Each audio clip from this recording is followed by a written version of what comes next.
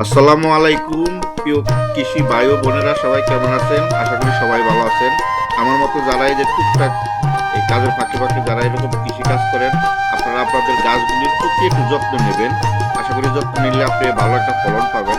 আমি গত কিছুদিন ধরে ফলো করতেছি যে আমার গাছে ওই যে গুড়ি গুড়ি পিঁপড়া আর এক ধরনের পোকা আমার এই সিম গাছগুলোতে আক্রমণ করতেছে।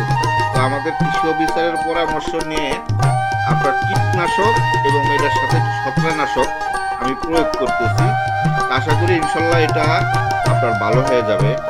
তো যাদের সিম গাছে এই গুড়ি গুড়ি পোকা তারপরে পিঁপড়া আক্রমণ করে, তারা আমার মতন এই পদ্ধতিটা অবলম্বন করতে পারেন।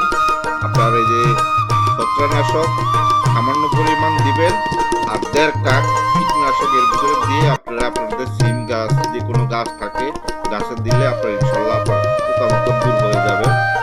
তো ধন্যবাদ, সবাই ভালো থাকবেন। আল্লাহ হাফেজ।